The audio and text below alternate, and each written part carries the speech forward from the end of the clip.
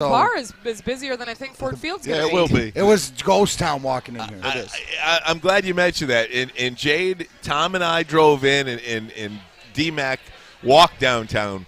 I cannot tell you the last time I came downtown on a Lions football Sunday that looked as empty as this one. And I think that is significant. You most likely will not see 40,000 people inside Ford Field today. Corey Woods posted up that photo of the streets, and usually it's Sunday. It's football Sunday. Yeah. You only get 8 home games, right? Like, it's such a big thing to go support your team. And there's more tumbleweed. I mean, I've never seen tumbleweed in Detroit, but it's here today. So is this, I asked you guys, is this a product of the product, and is this finally it, we're tired, or is this because what's going down in Ann Arbor and people realize we don't have to suffer with this? Because when we didn't have a winning team before, right, you got to watch football. Now, is this the fans talking? Is this bigger than just maybe last night, Big Ten championship, and people are worn out? Hangover? That very well could have something to do with it. Michigan Big Ten champs. I had to wear my hat today, feeling good about it. Do you want to wake up after such a high and come down here and watch this product? Probably not. And I do think it is a product of the futility of this organization. Everybody in that building in Allen Park, everybody in Ford Field today should be embarrassed. And I mean that with all due respect. They should be embarrassed that you are home in December against a division rival and downtown looks as empty as it looks today. Yeah, it's not a great feeling as fans. We've talked about it all season. Like, I've started the show every week. All right, what are the Lions going to do to get their first win? It's week 12. I'm tired of saying it. 13. Jade, I need to do this for all the concussed and hockey people out there. Futility is pointlessness or uselessness. So, yes, futility is the best way to describe our Lions team. Hey, the worst thing that the Ford family wants is apathy. All right? Apathy is... Nobody cares. Nobody cares anymore. And it's becoming that, and it's sad. I love the NFL. I can go to every single game if I had a chance. I would. I'd still want to come down and watch my team. Yeah, they're not great. It's not a great product.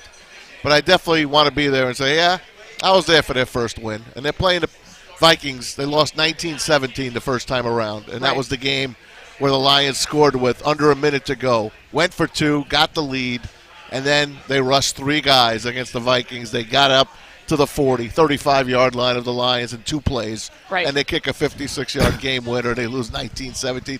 And Dan Campbell wound up almost tearing up. That was the game that we thought, man, they're going to really take off from here. And it's just never been that. And now he's calling the plays. It's worse than ever. I feel for the guy. I mean, here's your one chance to coach, and he's doing everything he can to try to get that win. He didn't like what Anthony Lynn was doing. He took the play calling on. So here it is. This is my job. This is my one job. If I'm going to get fired, I'm going to get fired my way. I like the Lions today. I do. And that's great, right? I mean that's great. I mean we feel like we've liked the Lions in 5 or 6 games this year, but they have not gotten the win. And even if they do get a win, like I think it doesn't matter. I think it's important to get a win this season. But for what, like, what is it? What do you? Okay, so you're 1-15-1 instead of 0-16-1. I mean, it means a lot, bro. I understand that, and it's what is happening with this organization, and what can the organization do to give back?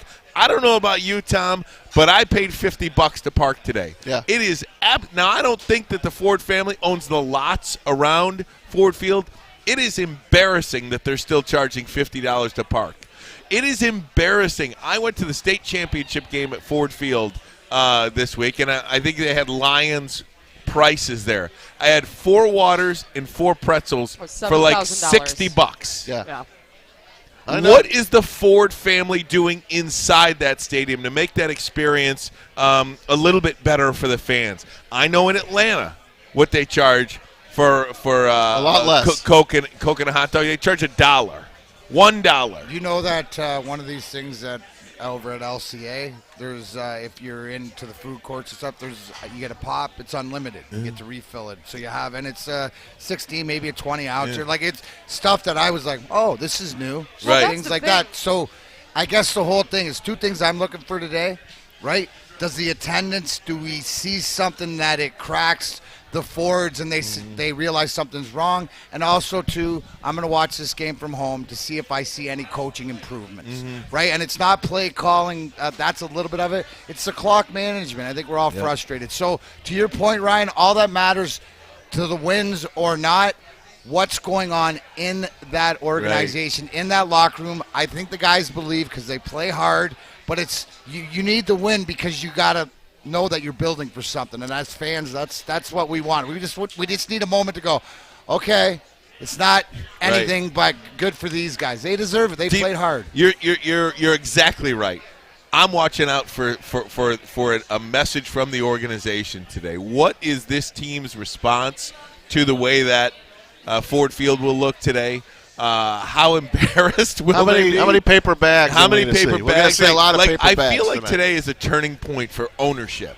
I really believe that. When you look inside that stadium, I feel like there is going to be something said to ownership today that this will not be stood for by Lions fans. Do you think that, I mean, what is it, week 13 though, right? So we're doing 17 weeks in this first season ever. Do you think, though, that turning point should have happened already? Because the truth is like you said, so Atlanta's selling a hot dog and a Coke for $1. Yeah. Right? Okay, so why haven't they, lowered some prices and incentivized some people? Yeah. I go to at least one game every year. I haven't. And you, Tom, even said, hey, I might have some tickets later if you want to go. And it's like, man, I do because I like going to the game. It's fun. It's a fun atmosphere. The team sucks, but, hey, it's still you an only NFL get so game. many. It's still an NFL game. But do I want to spend $60 on a pretzel and a water? No. It goes to the disconnect between ownership and the fans. Well, and the other part of that, too, is all of these bars, all of these places, the Tin Roof, right? They're losing money because if nobody's down here going to the game, they're not coming here to tailgate. It's a community, right? Downtown Detroit, the Tigers, the Lions, the Red Wings, the Pistons, all of it. You guys are bringing money to the city, not just your arena. Just don't insult my fandom and tell me you're trying. Right. Do something about it. They should be handing tickets out today. Again, we said it on Thanksgiving. Yep. Send the Lions representatives down here to Detroit and give some tickets out. Come in this bar and give some Start tickets handing out. tickets out. Start handing tickets Walk out. into bars all throughout downtown Finger on the Detroit. pulse, boys. Or finger on the pulse. an idea that might have been a good – well, I suppose not. It was in Indiana last night, the game. Yeah. But I know there was probably a lot of people that were down there. Why not send someone down hey, if you're from Detroit, come on. If you're coming back tonight, hey, here's some tickets. I mean, anything to show. Don't say it. Enough talk. People are tired of the talk. Show me what you're doing to improve the relationship between this football team, this organization, and its fan base, who have given 60-plus years of their dollars, of their emotion to this franchise, and got nothing in return. And what we're seeing today is a turning point for this organization. I really believe that. Remember the famous picture a couple of years ago at the end of the Quinn Tricia era, and they went up to the owner's box, and you see Sheila Ford like this. Yeah. You're going to see that, I think, pretty soon again. Yeah, well, you better keep your eye on the owner's box. We've seen it for so long. You're saying that, Ryan, and it's like, well, why now? Right. Why now? Until it happens, I don't believe it. I think the meme that's going around right now that's hilarious is Dan Campbell the day he got hired. Oh, yeah. In the suit, I showed that the other day. Then week 12. Yeah. I know that word. Hat sideways. Yeah, he is disheveled. It's like the presidential picture, right? Exactly. When the president gets elected and then after their term in office. He's aged 20 years already. What they look like before, what they look like after. This poor guy's only lasted 12 weeks. I know. That's a picture under, in the dictionary, I just looked it up, lion eyes. Lion eyes, bro. There's only one word for it, and that's the word. On that note, let's take a quick break. We are broadcasting live down here at the Tin Roof. It's the DraftKings Rock and Roll pregame show with 101 WRIF. We are on the third floor. Come on up and see us. Make sure you download the Woodward Sports app in the App Store and the Google Play Store today. Take Woodward Sports with you wherever you go and listen live on your phone or mobile device. Okay, you thirsty little spin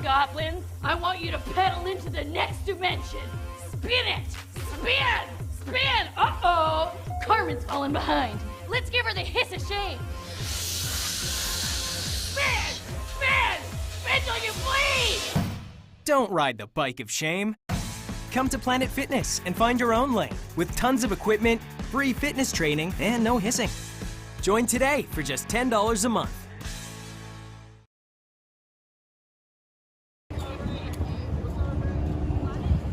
It is Joey from Woodward Sports, and we are live downtown right now. And as you can see, the streets are not busy whatsoever here in Detroit. Ooh, it is crazy because every single game that we have been home, the streets are pretty packed about this time. As you can see, there's about 10 fans or so. Should be pretty interesting to see how full Ford Field is today. What's up, you guys? Checking in from the Cuervo Zone with my man, Fish.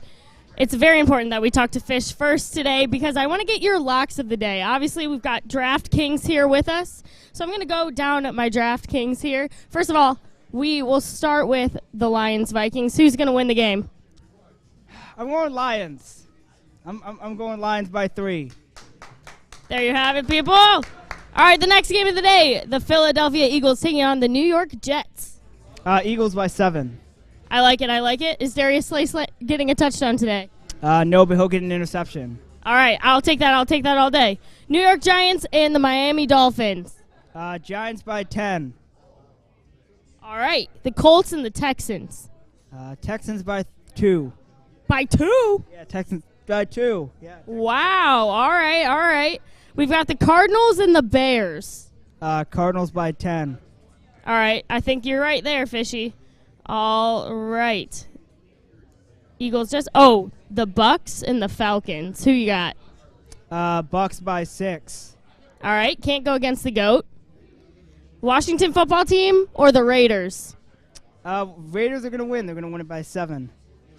All right, this is a hard one, Fish. We got the Jags or the Rams? Jaguars by 4. Yeah. Fish, you think that Trevor Lawrence is going to have a better day than Matthew Stafford? Yeah, I don't. Matthew Stafford hasn't looked good the past 3 games, so I think the Jags are going to come out and win it. All right, Ravens or Steelers? Oh, boy. I'll be watching a different game. Ravens. Ravens by 4. All right. 49ers or Seahawks? 49ers by 15. All right, here's a hard one. Broncos or Chiefs? Chiefs by 7. Chiefs by 7. Here's another hard one. Pats or Bills? Bills by 4. Bills Mafia breaking down those tables. All right, there you guys have it. Fish's locks of the day. Thanks so much for joining us right here in the Cuervo Zone. Fish, back to all you guys at the desk.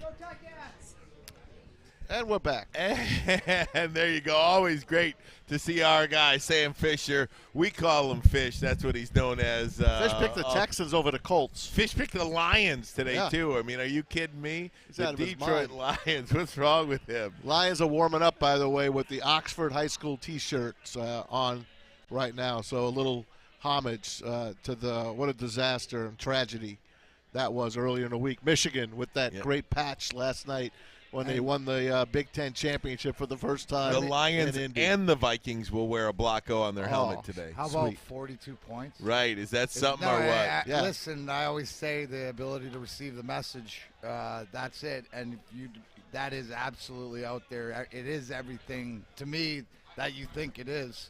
I see you. That's what the old John Cena, can't see me. Yeah, I see you right there. It is remarkable what was done last night in Ann Arbor, and then of course, not in Ann Arbor, but in Indianapolis. But the 42 points and all of that. And we'll talk some Michigan football coming up a little bit later on. We should know where they will play on New Year's Eve in the college football playoff at around noon or so. Those rankings and playoff matchups will come out. Just a remarkable night in Indianapolis. What do you think? What's your take? What's your top 4? I think Michigan's the #1 team in the country, but I think the committee will do anything and everything to not have the rematch of Alabama-Georgia in the semifinal, and I think that's wrong.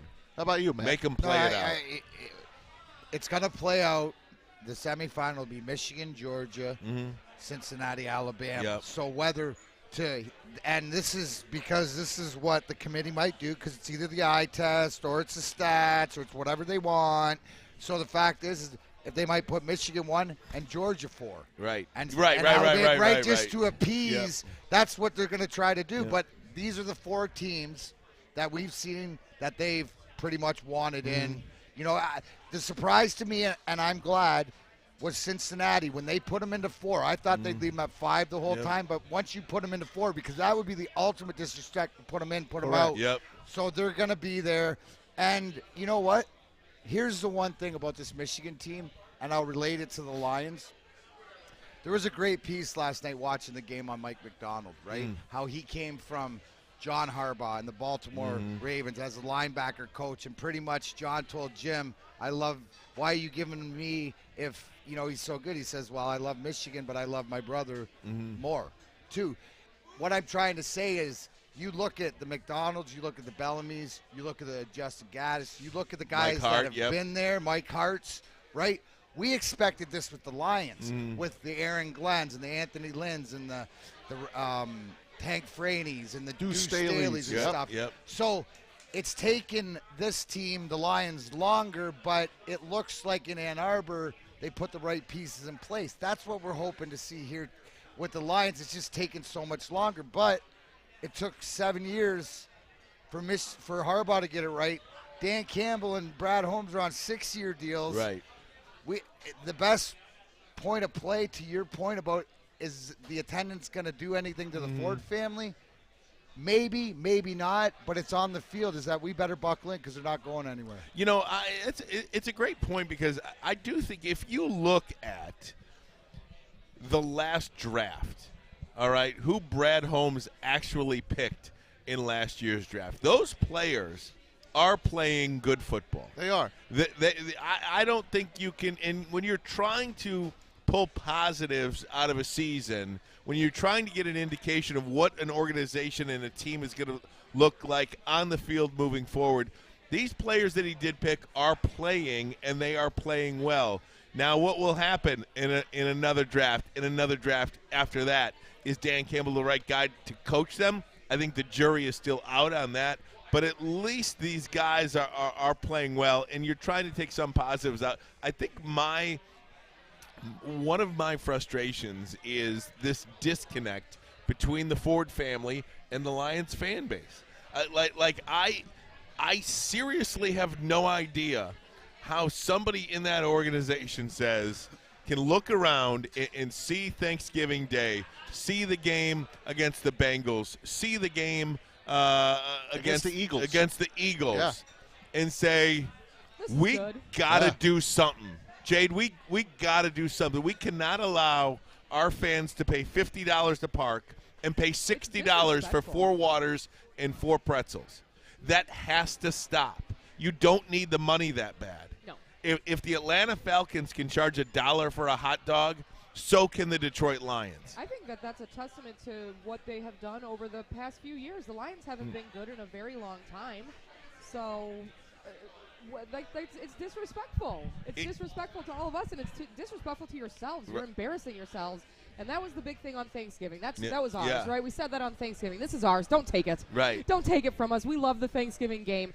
You are an embarrassment on the national level. I have a clock on Woodward Sports Network, Big D Energy, between 11 and 1. We have that clock to put up for you. Oh, we do. Yeah. I have this clock because it's 11 of – right now, today will be 12 of 34, right, meaning the first 2 seasons.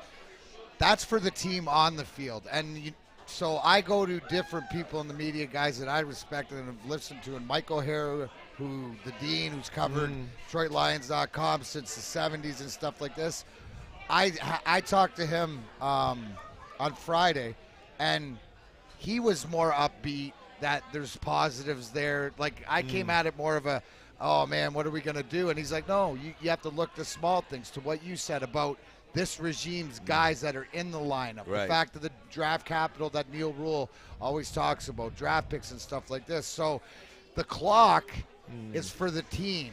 What you're saying is, to me, it just shows what we all have known. the Ford family does not have their finger on the pulse of the fans, maybe like the Illich family does. Sure. In a different way, and that has to do with winning. When you don't know any other way, and it's all about the dollar. In the end of the day, right? That's where we're going to end up. So yes, something the levy has to break, and I believe for us fans, it has to break with the parking, with the stadium, to make it more affordable to watch this as they build. Correct. You look at what's happened in LCA. Wings won 5 in a row. Know. You look at the rookie class. You look so at the young good, guys. Right? We know it's not when, it's when. And I always said 4 or 5 years, but if Stevie keeps hitting on 19, But do we have Yzerman here? What's that? Do we have Yzerman here? No. We don't know. We don't know, but it's a whole different world, right? But we know exactly what to expect here. They're making their own. When you buy a ticket to Little Caesars Arena to go see the Detroit Red Wings play a hockey game, you know what you're going to get? You're going to get a team that's going to excite you. Yeah. You're going to be on your feet. You're going to be cheering. You've got young guys on this team that are building blocks to a Stanley Cup championship. Do you know why you know that? Because you got 2 eyes and you can see What it. did I tell you when I went to the game? What did I tell you? Let me mention this. This is important, okay? The best deal in the stadiums in this state is at the coffee for $2.96 for a 20-ounce coffee in LCA, and it's the best. I go get one every time. I'm just saying that's what you want. So that makes sense, right? Listen, it's a great product over there, and I bragged about it when you invited me to the game a few weeks ago. I came back. I told the guys. I invited you to a game. You did. You didn't want me. You didn't think I would show up. What'd you do that for? You didn't think I'd show up, but I I wanted did. Kathy to be there. That's why I anyway, had to come. it's a great product. It's fun. It's upbeat. The Lions product, the DJ, everything about that game, it's boring at Ford Field. LCA gets it. Ford Field don't get it right now. It's simple. It's a boring product and a bad team. Throw us a crumb. Let us park for $30. Give us a $2 hot dog once in a while. And again, I don't think once in a while, right? Let's be honest. I don't think the Ford family owns the parking lots around the stadium. That's not on them. But when you know that's happening outside, you take it upon yourself to take care of your fans inside the stadium. We're going to pause 10 seconds and rejoin our friends from 101 WRIF. All right. Most trusted auto battery. No matter where your journey takes you. Make sure you download the Woodward Sports app in the App Store and the Google Play Store today. Take Woodward Sports with you wherever you go and listen live on your phone or mobile device. On the Riff, this is the DraftKings Rock and Roll pregame show. Yes, that's right. We're broadcasting live down here at the Tin Roof for the DraftKings Rock and Roll pregame show. The Lions taking on the Vikings coming up at 1 o'clock. My name is Jade. Alongside my friends from the Woodward Sports Network, Ryan Ermanni, Tom Mazway, and D-Mac in the house. Yeah, baby. D-Mac is here. And you guys were just, of course, you guys can stream us online. It's up at WRIF.com. What is it? Woodward Sports Network.com? Woodward Sports Network. Let's go. Go to Woodward Sports. Let's go. Just go to YouTube, type in Woodward Sports, and you'll see our mugs. You'll see our product, our mugs. We hope you join us. We're having a lot of fun over there. I mean, we don't have a great football team, but we have this. We get to do this each week. If the Lions won't entertain you, we certainly will. We absolutely will. We'll find a way. Yeah. And I know that, continuing the conversation of what we were just saying of we got to do something. If we're not going to win a game, give me a $1 hot dog. So one of the things we were discussing on our portion on the Woodward Sports side was, just the disconnect between the Ford family and what's actually happening with Lions fans. And Maz and D-Mac, feel free to jump in on this. Oh, you can bet on it. I don't think you'll see 40,000 fans actually, regardless of what they announce inside the stadium today, I don't think you will see 40,000 fans inside Ford Field, which is an embarrassment to the Lions organization. And they have to do something in terms of making it known to the fans that they understand our plight. They understand what we're going through. And when you drive in today, and we mentioned this a little bit earlier, when you drive in today, this is as empty as I've seen downtown Detroit 2 hours before a Lions game. And I can't even tell you. I don't even know if there's a date or a time I could put on that. And because of that, they're still charging $50 to park. Yeah. Now, again, the Ford family, I don't believe, owns the parking lots around the stadium. Sure. But if it's... I'm pretty sure they get a cut on Sundays. I'm pretty sure that they got at least one. Either way, if they know what's going on outside, take care of your fans inside the stadium. And even if it's to charge $1 for a hot dog or $1 for a bottle of water. If you only got 40,000 sold tickets right now, and probably are. What's the capacity over there again? 60 and 65. change. Yeah. 65 Go plus. online and do a buy one, get one. Do a buy a ticket, get another one for $20. Do something to get your fans, new fans, in the game. I almost offered. I got 2 tickets today. Uncle Joe can't make it. Tommy, take the tickets. I almost wanted to tell my daughters, come on down. But you know why I didn't? Because I'm not going to have my kids search around for a parking spot for $50, and I'm not going to take them down, too early to the game and sit up here at the tin roof. They're younger. Right. But I would love to have given those tickets to my niece and nephew or my daughters. He tried to give them to me. He wouldn't go with me. I'd still go to the game. If he'd say, let's go to the game, I'd still go to the game. I want to go see NFL product. But you know why I go? To watch the other team almost. Because there's nothing to watch on our side. Mac, there's nothing to watch. The Red Wings. Who scored the game-winning goal last night in overtime? Ooh, Clapper, one-timer, Shelf. Papa Bates keeps his mom in the attic. Mo Sider. These are the kids that Steve Eiserman drafted. These are the kids that are showing it. Now, on our end, we got Penei Sewell, who's been pretty damn good this year, moving from left to right, back and forth. He's been pretty good. The other draftees have been pretty good as well. Yep. So the reason we have Brad Holmes here is because of his draft acumen. He's done well with the Rams, albeit he wasn't the boss. He helped and he scouted. So the only thing we got going for us is we think we got a few good draft picks from last year. Now we got to wait because now you get 3 picks in the top 32. Right. Of the top 33 of the NFL. You get 3 picks. And they don't screw them up. They all got to hit. Hey, wouldn't it be beautiful, right? Because right now we got 123 because of LA's pick and 33. Yep. Jacksonville plays the Rams. No, Fish picked Jacksonville. What's that? I know. Fish picked Jacksonville. Don't go against Fish. He knows stuff that other people don't know. I mean, that 10-7 limo, man, look at him. But man. I told him against the spread lines are 7-4. But here's the thing. What if Jacksonville can do us even a favor by winning, so that separates, the difference, but also to the draft pick. Ain't going to happen, though. And did you see the headlines out of L.A.? Oh, yeah. Comparing him to Goff. Yeah. Is Stafford Goff or is he someone else? But again, you look at the Lions and this whole thing, guys, and you mentioned Jared Goff.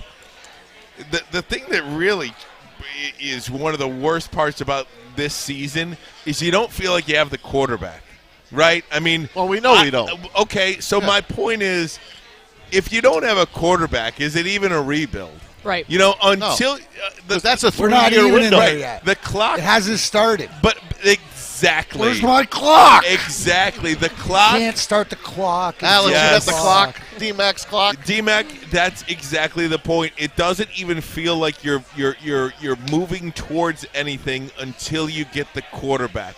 We don't have the quarterback here in Detroit yet because, as you say, Maz, it's a minimum, and again, for the best ones, 2 years.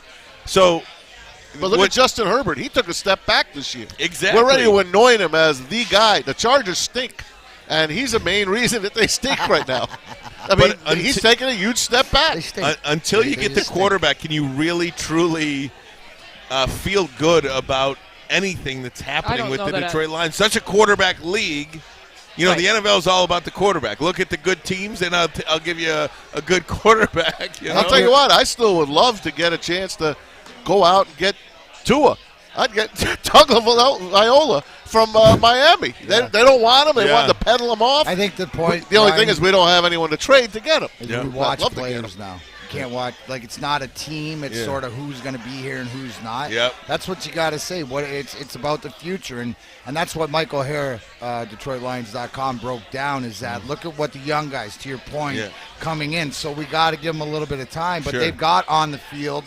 They've played a bit. Obviously, DeAndre Swift, when he's been healthy, has been effective. So, to your point, I have that the first 2 seasons are sort of they're a wash. The other part of this, though, too, guys, is that okay, so we're looking towards the future, right? And Neil has said a bunch of times, like, lose all the games, then we get our draft picks. Right. We're sitting here saying, like, well, maybe Jacksonville beats the Rams. Right. That, like, so now we're hoping for two other teams that aren't our teams. We're watching that to hopefully get a better draft pick. Have a little skin in the out game. of that, right? So, okay, so we're going to get these draft picks. We already know that that's the future. That's what we're rebuilding. We're looking forward to We that. got no choice. But can we at least have some sort of performance each week? Even if we are going to lose, right? Like, does it have to be this bad? Well, out of does the it 10 have losses, to look like Pee-wee football out there? Out of the 10 losses, they've given us 5 good games. No, they've out been, of the 10 losses. I rephrase that. Out of the 10 losses, they've given you 5 chances to win the game. They've been terrible games. Yeah, they're bad They games. have been ugly. And then the other games are Which just is fine, massive but- blowouts. Yeah. That's like a bad night if you're at a concert and you drank too much. That is a blowout. Like, that's not a good time. I got our inactives for today for the All right. Lions, and you're not going to be shocked at this. Trinity Benson will That's not. your guy. He will not dress today. Maz loves Trinity Benson, and for our listening audience who has no idea who Trinity Benson is, the Lions needed a wide receiver, so at the start of the season, Brad Holmes traded a 5th-round pick to Denver for Trinity Benson because they really felt he could be Well, we got a 7th back as well. a guy that would play for them. He has not played Yet at all? yet. He dressed I 2 think, or 3 I think times. he dressed 2 times. Dressed Then 2 or he 3 dressed, times. Did he put his socks on? We in talk his about pants? draft capital. They burned a 5th-round pick for this guy. The great Cool. David Blau will not play today. Oh. He is Quarterback. Jalen Reeves-Maben. Remember that name? Because he was the guy that stripped Alexander Madison the first time that the Lions and Vikings played. Stripped him in the 2-minute warning. Lions went in, took the lead, of course, petered away after that. But he will not play. Matt Nelson, who has had a hell of a year, tackle, he will not play. John Pennicini, not bad. He's out. Bobby Price and DeAndre Swift scratched today. No, not shocked there, but So is those that are your is that scratches. why Braylon and Joyke aren't here? They're suiting up today? Is They that are. what's going on? Suiting up. Oh, okay. They That's probably about it. could, right? DeAndre Swift, though, in terms of a guy who looks like he's a player, like you're trying to pull any positive you can out of this season, that's a guy, D-Mac, that I think a lot of people are excited about. No, yeah, absolutely is. And not only running the ball, rushing, we talk about our offensive line, stuff like this, but out of the backfield. I think get him in open space and he can make plays. Sure. So, again, the durability took, tough hit on the shoulder. I think the blessing is now when you're not a playoff team or whatever, and these young guys, well, let's give them that extra time to heal so in the long run, come back. But I got something on the other end of that. When they drafted this kid, DeAndre Swift, it just seems whoever they draft doesn't stay on the field. I mean, and I know everyone had a chance at it, but Jonathan Taylor was available as well. Just throwing that out there. Best running back in the game, going to win MVP That's Tom Masway, for the Colts. Mr. Lions That's positivity. fine. That's fine. Here are your Vikings inactives. Kellen Mond, their backup quarterback. And here's Smith Marset, wide receiver. Dalvin Cook is out. Cameron Bynum, safety. Eric Kendrick, linebacker. Anthony Barr, linebacker. That's a big loss for them. And Christian Darrisaw, the tackle. Maz, So you those like are your the Vikings. Lions today. I like the Lions to cover. They're not going to win. Right. Vikings will win What's the the game. spread, 6,000? 7.5. I think Depending the on where you Lions win shot. today.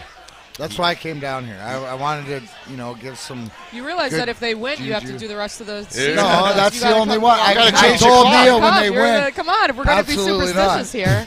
Absolutely not. I will get them the one win so they can feel good about themselves. Then I'll be on my way. My job is done. Leave it to a 4-time Stanley Cup champion to come on in and say, can you win one game for us? Yeah, right. Just for the kids. Just for the kids. For the kids. All right, well, let's take Well, a... I'm working my magic over across the way. Oh, all right? man, I'm I telling think you. we come You only over got here. so much in you. It's not, you guys think it's that Eisman, Drape, all those guys in front office? Please. Please. You guys know what He's it's like at. the holiday sports fairy Oh, in man. Detroit. It's like the Christmas is coming, but for Sprinkling, him, 365, he's Jade. sprinkling stuff 365. all over the city of Detroit. All right, well, let's take a quick break here. We are broadcasting live at the Tin Roof on the 3rd floor. It's a DraftKings Rock and Roll pregame show. I know you guys want to talk Michigan football. Oh, Beautiful yeah, game last go night blue. in Indianapolis. We've got all that and more coming up. Make sure you download the Woodward Sports app in the App Store and the Google Play Store today. Take Woodward Sports with you wherever you go and listen live on your phone or mobile device.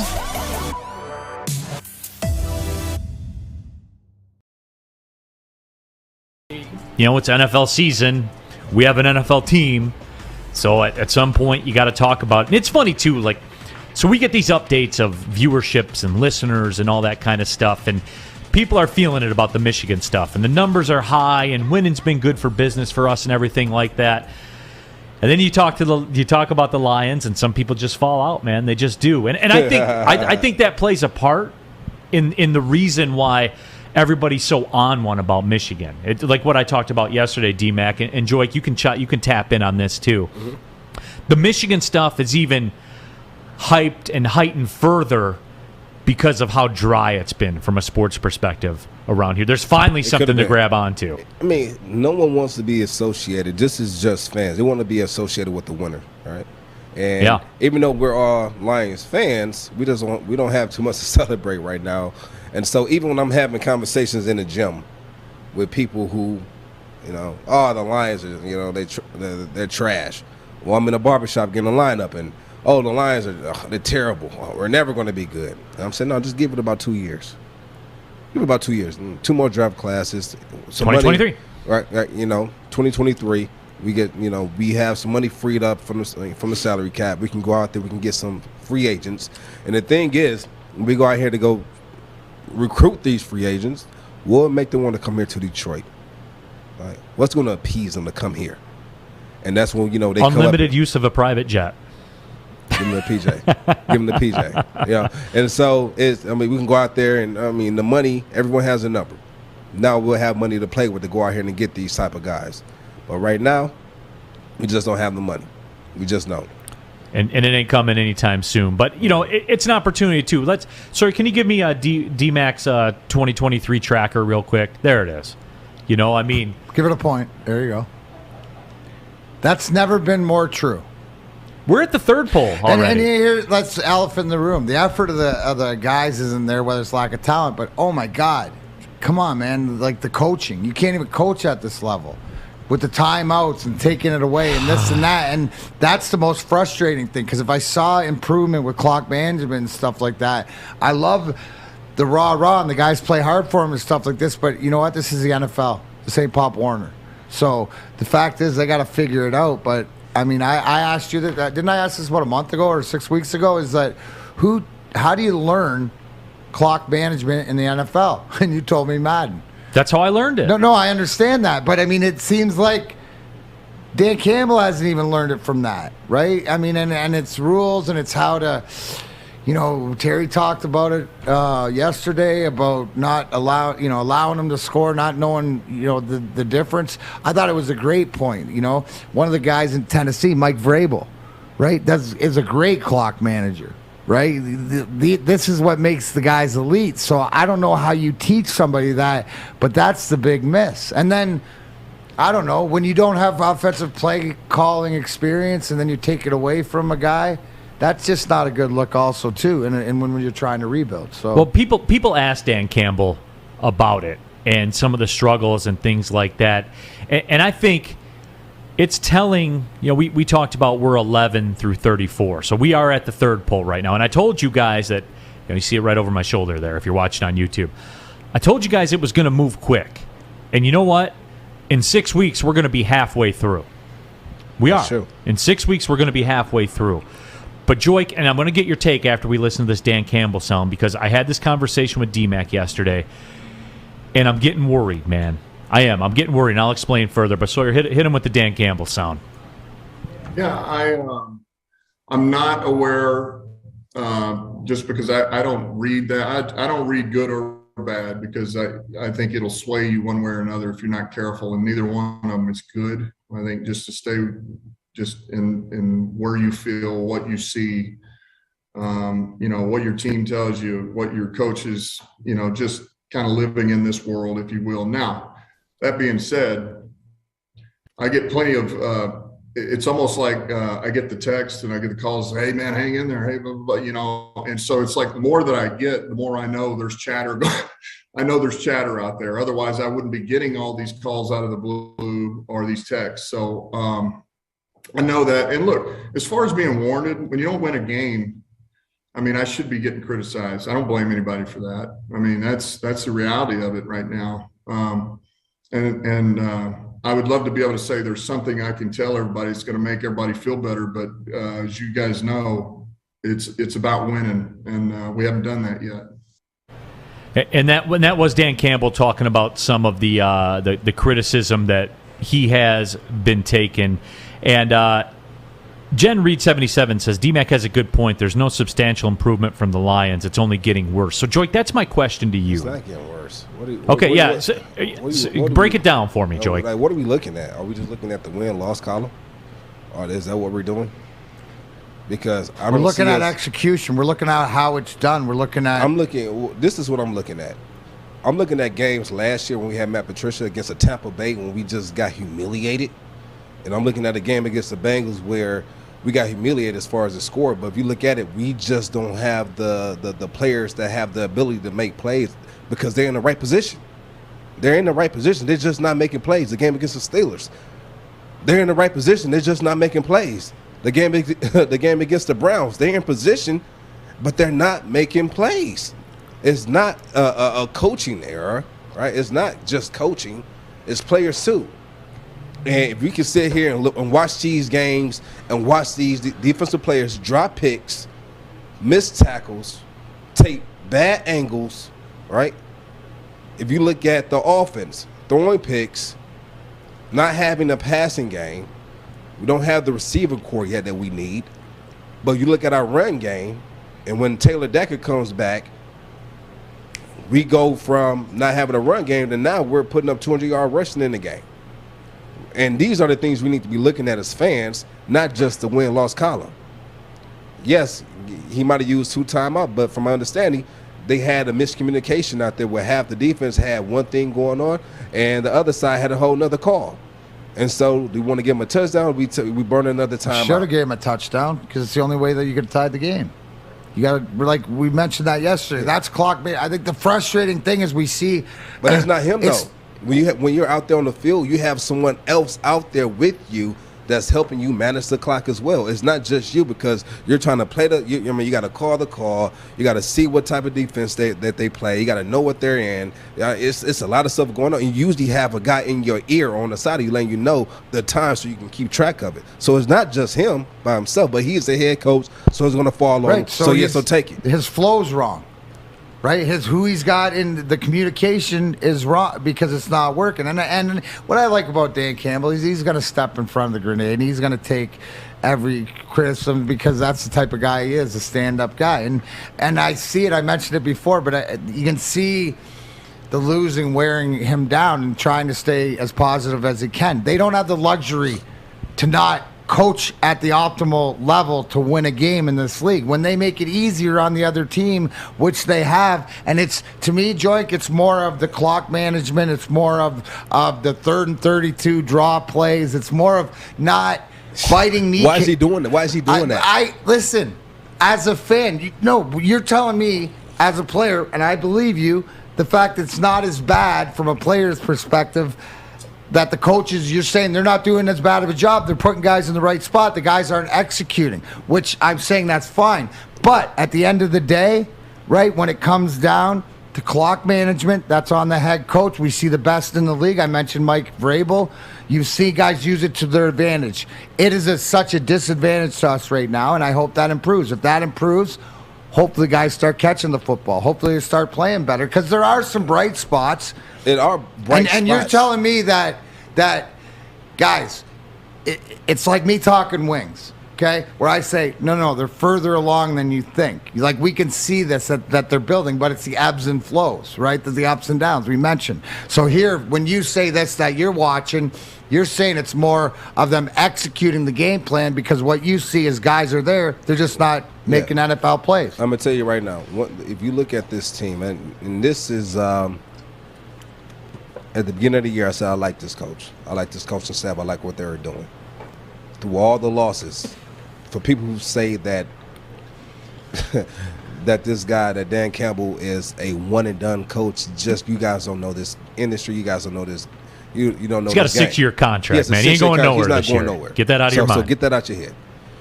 The thing that I look at, and the thing that people have to really get in their head is, don't look at the win-loss column. Look at the players on that field.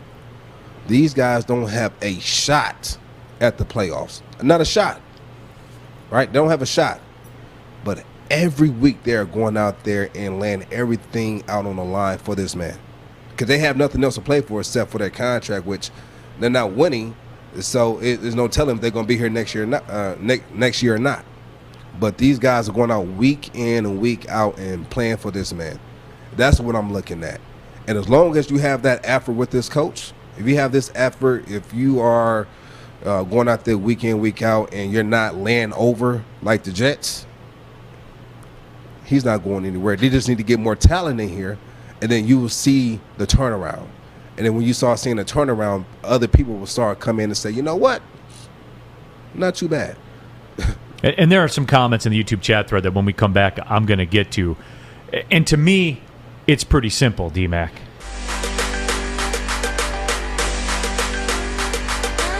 Hi, I'm David Hall from Hall Financial. And at Hall Financial, we treat our clients like family. And our number one priority is giving each of our clients 5-star service. Our passion for 5-star service, combined with our expertise, allows us to find the best possible solution for refinancing your home loan. We take the time to focus on both the individual and the numbers. We're going to walk you through the process and close your loan in half the time of our competition. Go to davidhallmortgage.com today. You have family coming over for the holidays and need new flooring? Now at the Carpet Guys, get holiday savings of up to 65% off new flooring, plus 48-month interest-free financing. Be wise and call the Carpet Guys today. And welcome back. It is Woodward Sports Alliance pregame show. Ryan Ermanni, Tom Mazaway, Darren freaking McCarty alongside. We are getting ready to. Look how happy he is. Oh, man, I'm happier than a pig in. Got Jade pixie dust that came down. He made me get off my seat. That's my seat, by the way. I know, but he gets to sit next he to wanted Jade. to sit next to Jade. Speaking of Jade, we are going to rejoin our friends from WRIF momentarily. We'll pause. 5 seconds for this.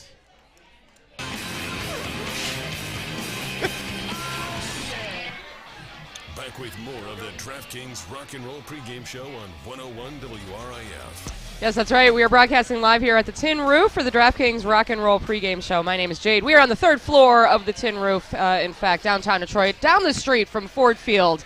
And the only way you're going to have an issue getting in here is if you hit the tumbleweed on the vacant streets of Detroit today. You look out that window behind you, Jade. You see anybody? Not one single. Actually, there's a couple people walking right by Comerica Park. I see 4 people walking downtown right now. Wow. 4. That's it. That's for the entire. Hey, at least it'll be easy to get in Ford Field because usually to get into the game is horrible because they don't know what the hell they're doing.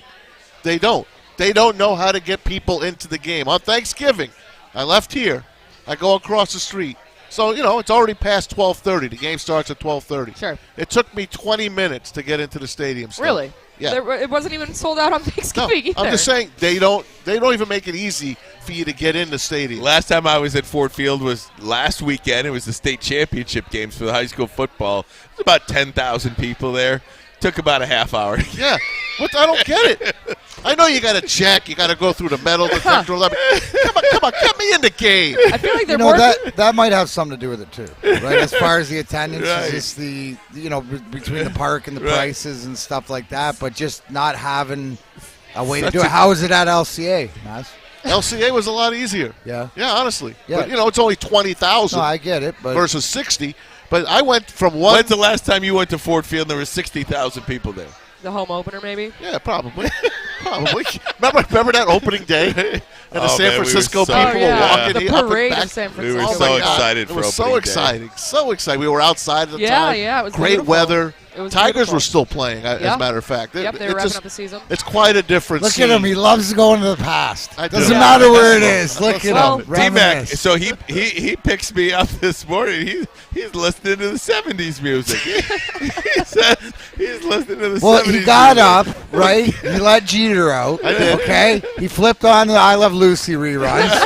Leave It to started Beaver. Leave It to Beaver, whatever. One of them. Oh, it's Sunday. I forgot. Saturday's I Love Lucy. Nobody lives in the past. I feel like they spend more time trying to figure out that zip line, that like 4-foot zip line, than they are on making anything else happen that makes sense. Although, let's be honest, if they screw up the zip line, we have got some problems. Right? There's a lot of people usually in that area. Exactly. Plus, it's like the pavement. If you hit the floor, it's not like when you're zip lining elsewhere. Oh, man. I know, but they got to do something about getting people into the stadium. They Well, really they're not going to have do. to Well, worry maybe they about start it. with a good team. Not only that, but they're not going to have to worry about it come the last game of the season when the Packers are in town, other than the Packers fans that are probably going to show up. But other than that, it'll be a takeover. We're going to be dwindling. Yeah, they're all going to be singing forward down the field, something else that I can't say on the radio. All right, well, let's look around the league and look at some other matchups today. The Cardinals playing the Bears, and the Bears have also had a pretty rough season. What's the and I haven't followed up on any of this, but what's the deal with Matt Nagy? Did they make it 7-1 against the Lions? That's what's up against. Well, that's great. Thank God for that. Under 500 against everybody else. Well, that's classic. That's classic Detroit football right there. Red Rifle still gets the start today. No Justin. Whatever. Well, what's the follow-up on if they're going to fire him or not? Are they still he's debating gone. that? He's dead man walking. He's gone, but not yet. I think that it's one of those things that if you see in tradition, Chicago doesn't fire coaches during the season, that there will be a coaching change at the end of the year. No doubt about it. Yeah, there certainly will be a coaching change. And it's got to be at the end somebody of who the season. believes in Justin Fields, Right. Oh, yeah. That's Someone that's going to get him right. Yeah. Well, Arizona, I believe, gets Kyler Murray back today. Yeah, supposedly. And DeAndre Hopkins still out. Thing with Arizona, I mean, Arizona is quietly one of the best teams in the NFC that nobody's talking about. I was going to say, like, we play them next week, don't we play them? Next coming home up? game. Or next home game, Yeah, next right. home game and will be I'm pretty against terrified for that. I Ugly. feel like it's going to be a beatdown. I feel like that'll be a bloodbath. it's going to be paper bag day at Ford Field. I got Arizona. Maybe that's how they keep they get us instead of giving us $1 hot dogs, they give out paper bags when you walk in the door. Like with that'd be, you know. Well, if they were smart, they'd give you a paper bag full of hot dogs. If they were smart, they'd give us plastic bags because that's how we feel putting a plastic bag over your head. Genius over here. Packers are on a bye week, and then the question with that is, what's up with Toegate? What's up with Aaron Rodgers and his toe? We don't know if he had an operation on his little pinky toe here over the week, but he's been playing in pain. You can see he limps around, but he wins. He gets on the field. If he's on the field, he's winning, and I would not put a penny against the Packers going forward. D-Mac, if there was a toe to break, isn't the pinky toe the best toe to break? Yeah, I would think so. You know, you don't want to break. You don't want to break your thumb toe. Yeah. Pinky finger. Yeah, right. Yeah, you know? I guess if you had to choose, if you had to if you choose had a toe, to choose a broken give me toe, my big toe. But it would be uncomfortable. Yeah, sure. I mean, He said anything, fingers, toes, stuff, phalanges, any phalanges. He said he doesn't have COVID toe though. He showed he's got nothing on the bottom of his feet. It's just a fractured toe. People were saying you got COVID toe. Good for him. I'm like, I don't know if it's just me or if you guys can relate to this, but like I don't like seeing people like pictures of people's feet, right? Like some people will post that like on Instagram. They love that. And they're on the Jade. beach and they got their toes. Are you aligned with me? Or you? I am more in line with you than if it was. It's not possible to be more in line with you. All I gotta say, I don't even want to see. Put a sock on. I am against open toe shoes. I got one word. Boomerang. Eddie Murphy, Boomerang. Remember that movie? That's all I gotta say. Listen, man, there are some good-looking feet. I don't get them off. There are no good-looking feet. Nobody's got good feet. Hey, we just figured out old Tommy Maslow's Listen, I'm not Rex Ryan. Search history. I'm not Rex Ryan. Are you sure? Yeah, but women's feet are pretty. Look at it. They What's can wrong with be, them? but I've also seen some gnarly feet out there. Oh, man. Some ragged toes, and their nails aren't done. I'm like, why are you posting pictures of that? So when Aaron Rodgers looking at my feet. put that foot up there right in the camera, I was like, that's one foot I don't want to look at. No. It's D-Mac's foot. Hey, I wore no socks in my skates for 20 years. Are you serious? Goodness gracious. No way. How'd you do they're that? Gank. I was gonna say by not putting socks on. That was comfortable for you? Yeah. It's you grow up with it. Okay, You so grow what up with size it. foot are you? Well, see, I'm 11 and a half shoe, but a 9.5 skate. Yeah. Wow. Skates are 2 sizes different. Wow. Doesn't that like? And you know what sucked? blister? Here's the thing that sucked the most, right? My son Griffin, who's 25, head coach for UCLA Bruins Go right Bruins. now. When I retired, I had 4 pairs of 9.5 skates, brand new for him. Oh, when he was 12, he wore 11s. Oh, wow. Are you Skates. kidding me? Oh, my God. You still got those? What's that? You still got those 9.5s boxed up? I got probably one pair left. All right. I would say, didn't they sell Michael Jordan's underpants like at an auction or something? Like it was like probably. Isn't that called Hanes? Isn't that called Hanes? Yeah, I believe so. Guy. He was the Hanes guy, but maybe you might be able to sell some of those stinky used sockless skates for some You know money. You know what? That would be great torture. I might have to. I'm into the deathmatch wrestling. Maybe one of my skates to the face. Nothing smells worse than hockey equipment. Nothing. That and I feel like a locker gosh. room after a football game. Like gosh. that's not great. Hockey leads the league in stink. Yes, it sure does. Well, some of the other matchups: Tampa Bay playing the Falcons. That's a 1:00 game as well. Obviously, Tampa Bay favored to win that. So now the Lions play the Falcons next week, correct? There's And another that's chance. the chance. So that's the chance. Not on the road. Not on the road. So let's hope that today, again, we have to look forward to a different game, a different matchup to maybe get something good for us. Let's hope that Atlanta just plays their heart out and just tries so hard to be a team that beats Tom Brady, and maybe that wears them out. They for always next play week. tough. Can I tell you, a division game. I think the schedule today throughout the NFL is a bad schedule. Weak. It's not There's weak. really nothing going on in this week's I was going to say, NFL. what's your must-see game? None. There is one. There is one that I want to see.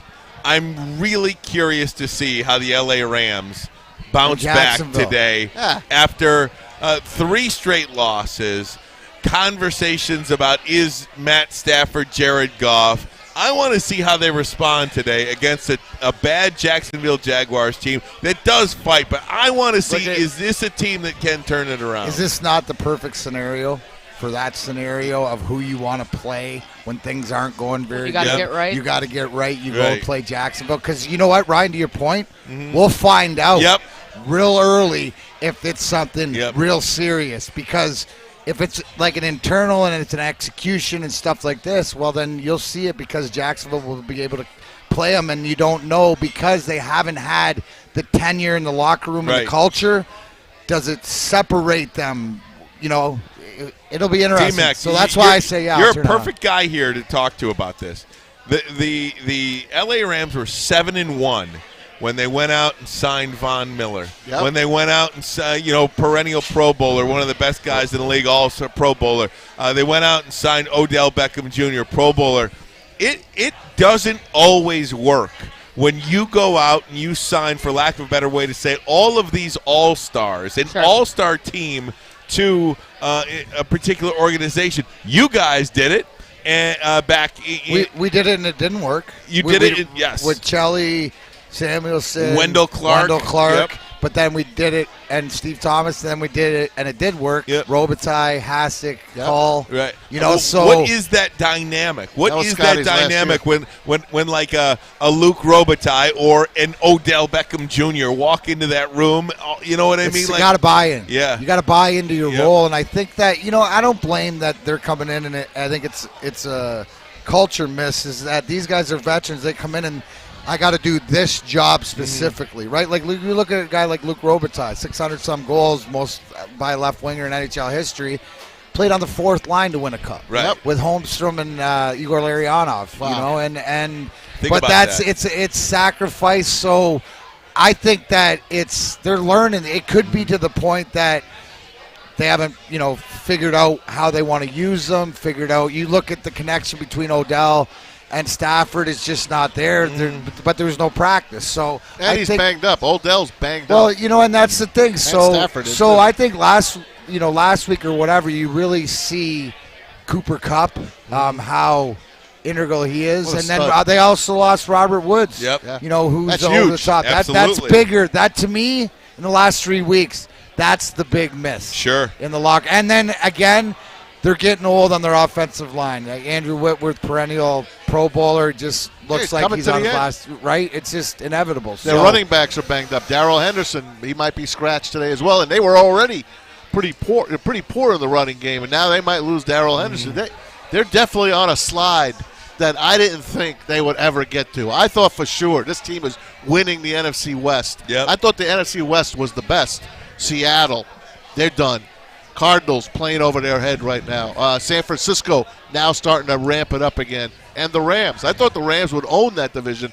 They're not owning anything. They might not make the playoffs. They probably will. They got but that's a wild card. They got 2 automatic wins on the season. I don't even know if it's automatic. Well, Jacksonville, for lack of a better way to say it, they got Jacksonville and somebody else that I don't have their schedule up right now. Everything else is it's a tough play. It's a 50-50. Yeah. Well, I think it's interesting, Ryan. You had posted on Twitter I believe it was you, the front of the paper. It was the LA Times comparing and saying like it wasn't me, but I did see it. Okay, yeah. We stole it. Yes, but either way, I saw it, and it was like that gif of the snickering dog. I was like, oh, that's kind of like that's funny, and it's and Kelly Stafford, Matthew doesn't have social media, so of course they go after her, and she needs to like sit down and like go sit in the truck, like go sit outside, and maybe just like I haven't won since she peeled off that pretzel. Yep, she can't help herself. Yeah, no, she can't help really but defend cannot. her man. And I can respect that, but also at the same time, like the truth is, Kelly, is you're not out there, you're not the one throwing the ball and doing the things. And if Stafford can't perform, and that's just so now the people in LA are looking and they're saying, is he any different than Jared Goff was? Well, I can tell you. There is a huge difference between Jared Goff and Matthew But at the same Stafford. time, we watched him play for us for how long, and we couldn't give him a winning team. We couldn't put that together, and there was a lot of people that were like, Stafford, he's not the one, and a lot of people were like, no, the Lions organization isn't doing what they need to be doing. But now he's moved, and he's gone to an organization that, in theory, has all the right pieces in place, and now they're on a 3-game losing streak. It looks like he's falling apart, too. And he's been a big reason why they have a 3-game losing streak. He has thrown a pick-6 in 3 straight games. Do have a little bit of breaking news for you, if we could. The AP poll is out, not the college football playoff the one you don't pay rankings attention yet, to? But the one I don't pay attention to. Yeah, I don't either. Michigan's number 1. But it could give you an indication of what the college football playoff committee will do. Alabama is number 1. Michigan is number 2. Georgia is number 3, and Cincinnati stays at 4. Alabama got 50 of the 62 first-place votes. So if that gives you any indication of what we'll see in the college football playoff, it appears that it'll be Alabama at 1, Michigan 2, playing Georgia in the semifinal game, and then Cincinnati. So however you feel about that, I think the committee perhaps just did anything they could to avoid Alabama and Georgia playing. What did we say about Georgia going into this game? What's their best win? They haven't beat anybody. They've beaten teams with all 4 losses. Except Kentucky. Kentucky is the only team on their schedule that didn't have 4 losses. They might not be worthy of 3. They might not be worthy of a top 4 team. Because they were number 1, you can't knock them out of the top 4. I got to give Neil Rule all the credit in the world because he said Georgia is going to Georgia. So he at hit some it on the point, head. And you know this, I guess with going into where we think it's going to be Michigan versus Georgia, I certainly like where this Michigan team's at. Yep. You know, if there was any. If it was early in the game, if there's any nervousness, but after the first few minutes, that first drive and missed field goal by Michigan, that was the team you're going to say. Absolutely. I thought that and was it sort of clicked too. in. Yeah. It was just sort of, oh, wait, right. we're this team. And then from there on, it was amazing. They're like, okay, let's play now. Yeah, that's it. Yep. Well, I'll tell you what, watching, I was out having a couple cold snacks last night. No, just a couple of cold snacks. Oh, watching the start of the Michigan game, and my friend who I was with is trying to like really break down and explain to me the college football playoffs, the bowl games, the divisions, and I made the joke. I was like, wow. I was like, I know guys who are like incapable of figuring out how to clean the bathroom, and you guys have got this nailed down. Wow, the twists and the turns that come along with college football. I was like, I got to write this down. I was like, I got to make a map here to figure out what is even happening. And that's how we feel in the bathroom and the laundry room. That's how you feel in the bathroom and the laundry room. But you got this figured out, I'll tell you that. Thank God for the college teams to kind of save the NFL season. My God. Right? I mean, how much for both Michigan and Michigan State? I think really, really just incredible seasons by both the Spartans and the Wolverines. If you look at what was expected of these two teams coming into the start of the year, 6 wins, maybe? Nothing. Yeah. You were talking about 7-5, 8-4 at best for Michigan. Mel Tucker in his second year at Michigan State. I mean, what, 6-6 was one of those things. Just make a bowl game. Yeah, right? just get to a bowl game. I think you got to give a lot of credit, and I think, let me see. I've been looking to see if it popped. No, but they're on the TV right now, the selection show. Okay. I'm talking about Michigan State. I believe Michigan State. They got to play on New Year's Eve in the top 10 of the season. I mean. Yeah, they got it. Just a remarkable year for the Spartans as well. Michigan State finishes. I'm sorry.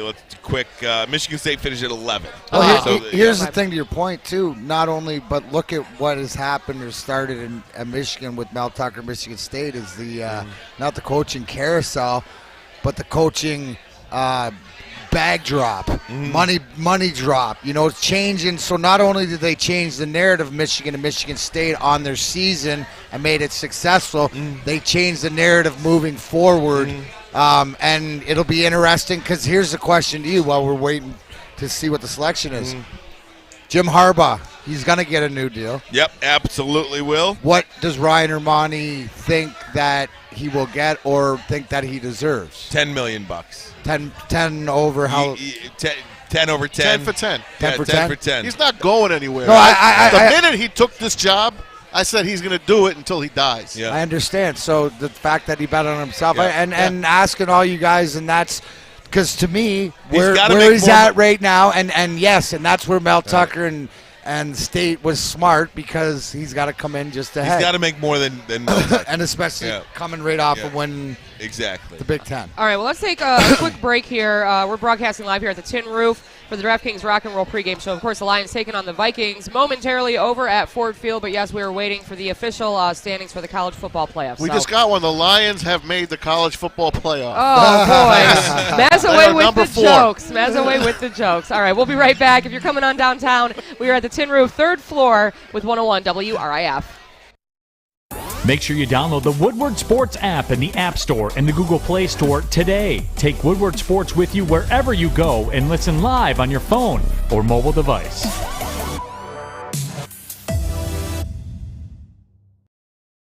Jay Feely joins us, CBS NFL analyst, of course, kicked for Michigan, and a lot of years in the NFL. We appreciate him here. He's doing the game on CBS, the Lions and the Vikings with Spiro Ditas. Should be a good game. The last one was good. Lions came back, almost pulled it out. They get the lead. Unfortunately, they rushed 3 guys against Kirk Cousins, makes him pay for it, and Greg Joseph kicks the 54-yard field goal after missing a 50-yarder earlier in that game. So you get this game. Jay, what's your take on our poor Lions? Well, they're battling. They're trying to find a way to win a game. That's all you're trying to do there. And, I've been on a team that didn't win a game the first 13 weeks when I was with the Dolphins. And, it's a grind. It's tough to come into work every Monday. It's tough to, put in the effort. But I think as a professional, in that situation, you're going to be judged by how you go out there and perform and how you go out there and practice. That organization is looking at all those guys and they're trying to determine who the foundation is that they're going to build upon moving forward. And I think every guy has to take that and understand that, and know you're going to be judged by the effort that you put out there in practice and on the field during the games. And, I think it's a tough situation for their head coach, and he's taken over play calling now. And there's a lot on his plate to be a first-time play caller, to take over play calling from the offense coordinator that you decided was going to be your guy before the season, and Anthony Lynn, to try to figure out, how to keep building defensively. I think Aaron Glenn has done a pretty good job with that defense, and they've played well the last few weeks. But they don't have a lot of weapons, and they're injured and they're beat up still. And, they got to find a way to protect their quarterback and put him in situations where he feels comfortable, where you can get the most out of Jared Goff. Don't you think Dan Campbell is struggling? Obviously, he's struggling. He's a first-year head coach. Why take on the additional problem of calling plays? I think is he hurting himself going forward? Well, Tom, just think about this. If you get your one shot to be a head coach and you see it going poorly and not going the way you want and you're not winning games, aren't you going to do anything you think you need to do to try to save your job and try to continue to move forward? I mean, I am. Like, if it's he's waited a long time for this opportunity. He's been in the NFL a long time as a player and now a coach. You're going to do whatever you think is necessary to try to find a way to right the ship and to continue to have that organization and the fans believe that you're the right man for the job. We want him to be that right man. I mean, we desperately want him to be that man. He came in. I showed a picture yesterday. Came in, all bright. You know, he bite kneecaps. He looks so great in this press conference. And if you look at him now, he's got his hat sideways. He's slumping down. I feel horrible for the man. Horrible. A losing streak can do that too. You know, I was with Cam Cameron in Miami, and he was a one-and-done head coach.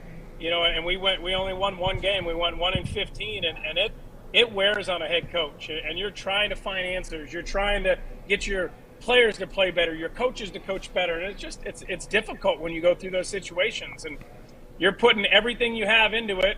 Your entire coaching career, you've wanted a head coaching job. You finally get one, and now you haven't won a game in 11 weeks. That's tough.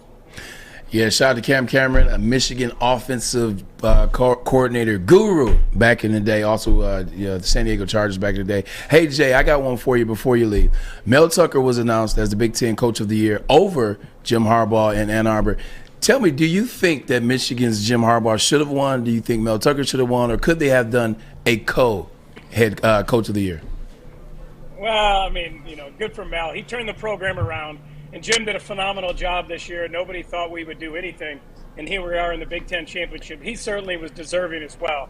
But I know Mel. I was with him when he was in Chicago, and great guy. And they got a really good person leading that program. And I'm sure he connects well with his team. And you could see that in the way they played on the field this year. But I'm really happy for Jim. I'm happy for those players, that coaching staff, just everybody in that organization there at Michigan, because it has been so tough, you know, since Jim took over, not beating Ohio State, not beating Michigan State much. You know, you lose those rivalry games, and that's tough to live with all year. And so, unfortunately, they weren't able to take care of Sparty when they had an opportunity to, and really should have. And the refs didn't help us much in that game. But talk about it. We got everything in front of us. You know, we got everything right there in front of us. Big Ten Championship, National Championship, it's all right there. And I'm hoping they go do it.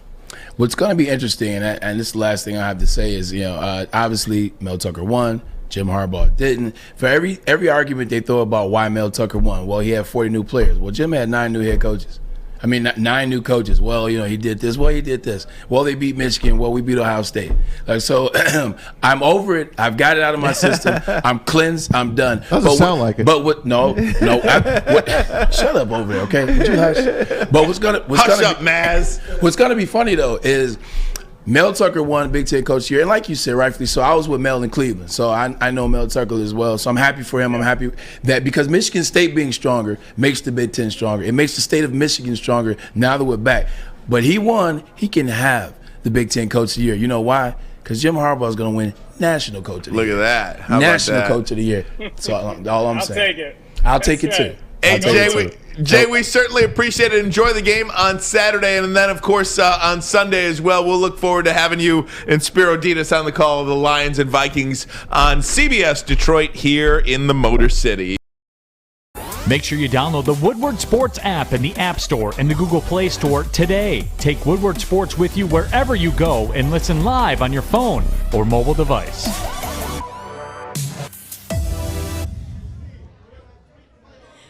What's up, you guys? Kennedy checking in from the Cuervo Zone at the Tin Roof downtown. Before the Lions-Vikings game, I've got Maddie right here with me to talk some Lions football. So, Maddie, no DeAndre Swift today, no Trey Flowers. How are you feeling going into today's game? Not good. Not good at all. Not even the fans want to go to the game downstairs. We tried to offer them tickets. One person raised their hand.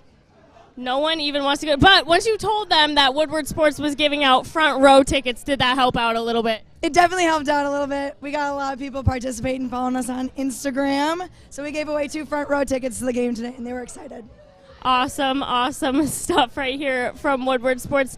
Now, Maddie, a lot of people sleep on Kirk Cousins. I think Kirk is way underrated, personally. How do you feel about Kirk Cousins? Let's not forget, he lined up behind the guard instead of the center last week. So, I don't have that much faith in him. Yeah. Kirk got a little bit confused last week, but is he better than Jared Goff? Yes, 100%. All right, Maddie, but going off of all of this, I want to play a little game of overrated, underrated with you when it comes to NFL quarterbacks. So let's start with one that I know Maz's answer on this one. Tom Brady, overrated or underrated? Overrated. Why? I can't do it anymore. I can't do it anymore. All right, let's go with a rookie. Let's see here. Let's go with Jacksonville. Let's go with Trevor Lawrence. Overrated, underrated? Overrated. Really? He's just not doing a whole lot. He doesn't have a whole lot to work with. He does have Marvin Jones, though, so we love that for him. Let's see here. Lamar Jackson, how are you feeling about him lately? I can't even say overrated or underrated because I would love to see him do better, but then he's like... I really thought he was in that MVP conversation for a while there, and then he kind of fell off. So it's been hard to rate Lamar here. Let's see. We got to do a throwback. Our boy Matthew Stafford, overrated, underrated. I think he's underrated. I love me some Matthew Stafford. Me too. I'm with you there. He's had a rough 3-week stretch here, but you know, nothing he hasn't seen before. Right, yeah. You know it's coming to the end of the season. Stafford's got a Stafford. Unfortunately, I absolutely hate that people say that, but Stafford do be Staffording. All right, let's go with one more. What do you think about, let's go with Justin Fields from the Bears. Overrated. Overrated. All right, well, there you have it, everybody. Throwing it back to all you guys up at the desk. Thank you, Kennedy. All right. Thank you, Kennedy. Thank you, Maddie. Absolutely a lot going on over there. We invite everybody to come to Lions home games here at the Tin Roof, part of our Jose Cuervo Zone. We're going to sit tight, join our friends from WRIF in 5 seconds. So get home insurance with Allstate and be better protected from mayhem, like me. Based on coverage and limits selected, subject to terms, conditions, and availability. Allstate vehicle and property insurance company and affiliates with the It's Football Sunday, which means there's no judgment on day drinking. This is the DraftKings Rock and Roll Pregame Show on 101 WRIF. Yes, that's right. We're broadcasting live here down at the Tin Roof on the 3rd floor for the DraftKings Rock and Roll Pregame Show. My name is Jade, alongside Ryan Ermanni, Tom Mazway, Darren McCarty joining us this week as well. So I know that usually we're talking Lions, and I feel like we've talked Lions fans, Lions organization ad nauseum today. And the fact of the matter is if they don't win or at least look good, I don't know. I don't know what's going to happen. There might be a. I'm going to go flip over the zip line is what I'm going to do. Nothing's going to happen. On our show last week, we interviewed a gentleman by the name of Bill Keenest, who has worked for the Lions organization for over 35 years. He no longer works for the Lions organization, but he's a media relations, public relations guy, and he said the worst thing that can happen to a fan base, to the Fords, is apathy. To not care about whether they win or whether they lose. Yep. To not care. You know, you just heard, if you're watching our Woodward Sports portion on YouTube, Maddie and Kennedy were downstairs offering tickets to go to this game. Front row. And they didn't really have any takers. Finally, somebody took the front row tickets because it was front row. Sure. But nobody really wanted to go to the game. That is the definition of apathy. Maz, you still can't get your tickets sold. I've got Uncle Joe's tickets online now. I've got them down to $40. They're 25-yard line seats. Yeah. They're on the aisle. They're great seats. No bites. No. Well, the thing is you got to like pay them $40 to go to the game. You got to pay them $40, and you need to get them a hot dog voucher. Does anyone want to go to Uncle Joe's game? Let me know. So my question to you, Ryan and Maz and Jade, is: have we been here before? Has this apathy been here like this before? Because that is the vibe feeling down here. The futility, the apathy. Is that where we're at? Lions fandom. Have we got it, or is this just another part of, hey, we'll get back to it, the win a game, we'll forget it, or is I this think more we'll serious? be back. I think the fans will come back in a second if they see what we've been wanting to see. Competence? Just competent. Be in games. Have good talent to look at. They'll be back. Right now, no one's going to go. It's a bad product. If you want to go see a team, You want to go see the Cardinals in a couple weeks? Of course, those tickets will sell better than people don't really care about the Vikings. I love the division. It's my favorite division. I love watching all three teams in that division. You can do cheers, and Jade, plus, like Mike Zimmer's girlfriend might be there. I want to go and Was she see a Mike Zimmer's Australian girlfriend. supermodel or something like that? He's 25 years her senior. Anyway, hats off. Tom's Skull. motivation to go over to the Oh, my game God. is changing Don't, rapidly. Jade, don't get into Maz's Right. head. You can never get out. Right.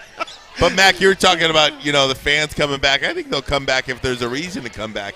If there's one thing that we've learned, too, over the last year and a half of COVID, it's that we have learned to live without. We are very good at moving on, right? We didn't have sports for months. Sure. You find something else, and maybe you're taking a music class. I watched old games. Maybe Maz is watching games. What I'm saying is, people if you don't give people a reason to do something, if you don't give people a reason to be excited about you, they're gonna move on. Yes. And I think so many people have moved on from the Lions until they give them a reason to come back. Well, honestly, you look at it, there's other things that are more exciting. We mentioned the Red Wings. Yep. You look at University of Michigan. You look at Michigan State. Basketball season started, even for whatever else. So it's Maybe you're going to the mall today? Right. Well, it's one of those things. I laughed because when Jade brought up Coney earlier Island. about you guys were saying they had a chance to win 5 out of the 10 games with the blowout games. I always remember the one Sunday, I think it was against Cincinnati, that first quarter Stick posted a picture of 10 leave bags because he went outside and did his leaves, because that's where we're at. You might walk by, they might be in a game, you might watch, and then, same old Lions, turn it off. Right. I watched that entire Eagles game, and I was with my friend, and he's got this really awesome tiki bar in his garage.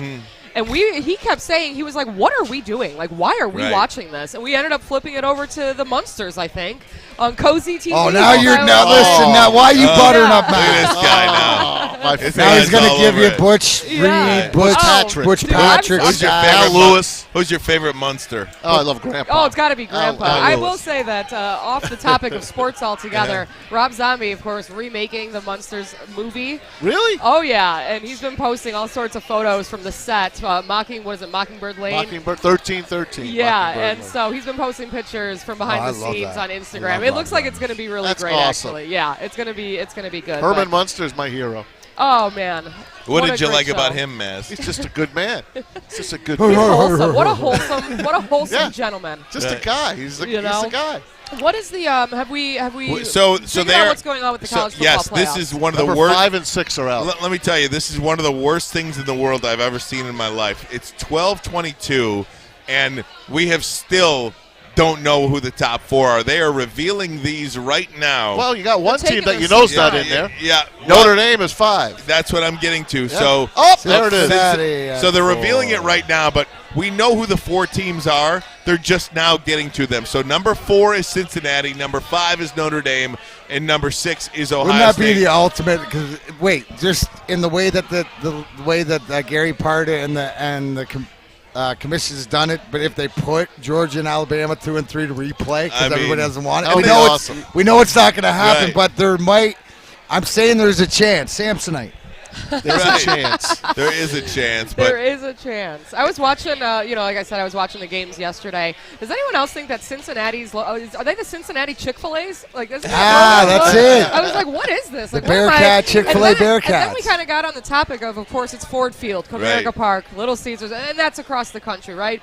No longer the Tiger Stadium, no longer the Joe Louis. How long do we go before we become the Cincinnati Chick-fil-A's, and now we're like the Detroit McDonald's or something? Do you guys think that could ever happen? Because that'd be a weird advertising situation. Well, yeah, when people get offended by having the Tigers or the Lions as your logo because maybe they tiger bit somebody. Yeah, a tiger ate a llama. We're canceling Tiger. We're canceling Big Cats. Aren't they supposed to bite? They are. I mean, isn't that what they do? Yeah, maybe well, somebody that's why you will be don't stick your offended by hand that. I don't know. I'm the just exhibit at the saying, zoo. you're I not believe supposed that's why they to. say Something about that. animals. Maybe See, maybe who's the guy on Tiger King? Oh, Joe Exotic. Maybe people are offended by Joe Exotic. I think there we go. Who is Georgia not number 3. by Georgia Joe number Exotic? 3. See, I'm I'm happy. So Georgia moved down to number 3. Now, wouldn't this be the ultimate, like... It would be great if Alabama's 2. Nah, but they're not. Ain't going to happen, though. We're playing Georgia. It's just where are we going to be playing them? But I mean, seriously, like, and I know Georgia's been number 1 all year, but who have they beat? Go look at their schedule. Kentucky is their only good win on the schedule. And now they'll take a commercial break. Great, that's fantastic. Listen, like, you tell us about this. You're in TV. You know about this. You know how this goes. Yeah, come on. Let's talk about Notre Dame for a second, because Brian Kelly, who apparently no one likes, just dipped. He's like, see you guys. Yep. And then he made the comment, I believe, he's like, I want to play with, what was it, like the best of the best, like the best organization. Yeah, right. Notre Dame has been a contender for quite a long time. But then I heard all these other things like the assistants and the, they didn't other follow him. coordinators. They were like, they don't like him. We're good. No, they don't like him. and They're you like, saw the "Deuces, reaction brother. video when See ya." Marcus Freeman, who was their DC, was introduced. That's all you need to know about the culture. Yeah. So they I could think introduce you, I think, and they would have been happy. Because they know they're going to win, Tom. I mean, that's the whole thing. I mean, you can't. But here's the whole thing, right? Where you see that. So it's all the culture to what they have, and it's almost like maybe they ship them out. Go. Yeah. Get it. Oh, there's no doubt. I mean, I think it says a lot about somebody when, you leave for a job. I mean, think about it. If you can relate it to your own business, right? I mean, how many times do you meet somebody at work? Do you have a boss at work? They get another job somewhere else, and then a couple of people, maybe even you'll follow them to that sales job, or you'll follow them anywhere. For not one person to follow Brian Kelly to a quote-unquote dream job. It's a little bizarre. Did you hear his fake Southern accent? Yeah. No. He already has a fake Southern listen, accent. all you have to know about the guy is the story about when Robert Saleh and Matt LaFleur, who was the head coach of the Jets and the head coach of the Green Bay Packers, were assistants or student assistants, and Kelly invited him at Central Michigan, thought he was going over a Christmas party. No, they had to park the cars, do the driveway, shovel the driveway, do all this stuff. That just goes to show you what a POS is. Straight out of Coming to America when Semi and did you? Prince Akeem. Oh! Alabama number 1. Oh, man. Alabama number 1. Who blew my ears out? That was me, dude. I thought they flashed number 2. So that's the story that comes So Michigan will play in Georgia. Georgia. Here's Alabama, the thing. Cincinnati, Notre Dame, and Here's the Ohio thing. State. Did you guys see, though, the strength of schedule? Yeah. Alabama's was 4th. I never realized that. Yep. Michigan 20. So that was automatically. You can't argue with that. But to this point, Ryan, I think you have to be confident, not only because you're going to find out what you're made of. You go play against the best of the best. Cade McNamara said it the best. Who cares what we're right? We got opportunity. And honestly, that's how I feel, That's the mentality. That I tweeted that out last night, too. Who cares if 1 or 2? You go win the game. Win the game. You got 2 games left. Right. If you win, you got 2 games in front of you. Go win. If you want to win we're not talking about the big. We're talking about the national freaking championship here. If you want to be crowned the national champions, go beat whoever's in front of you. Yep. That's the team that's going to win the national championship. And here's the thing. 1, 2, whoever. They got an opportunity, probably, arguably, to go through the toughest schedule to win a national championship. Yep. You got that there. Right. And the team that I saw, last night after the first, after the kickoff, after the missed field goal by Iowa, is a confident team that realizes who they are. So, and to the thing that we know, Aiden Hutchinson and Ajabo and the job that defensive line and stuff's done. But to me, Cade McNamara, he's the calming influence. He's the cerebral force on this team no matter what. And I love the way they get behind him, but the way that he leads this team quietly. Absolutely. Right? He's quiet confidence. And through all this year, all we've heard is complaining about him for this, for that, whatever. But, he's thrown a few picks in the last few games, but he's bounced back from that, and that's not against him. Hey, best thing Michigan's done all year is not turn the ball over. And that interception Cade threw, he threw last night, a little bit behind Eric Hall, but really not totally his fault. And the guy just happened, it fell in the guy's belly, that ball. They don't turn the ball over, man. You win when you don't turn the ball over. So now, Maz, that's it. Maz, where does Michigan go now? Is it the Cotton Bowl? That's the thing. Yeah. I don't know. Well, here, let me tell you why, and we already discussed how the whole playoff system in college football is a little convoluted, if you ask me. The other question is how do I get on that committee? what is going on? You need to own an energy company. An energy company. I'm like, what?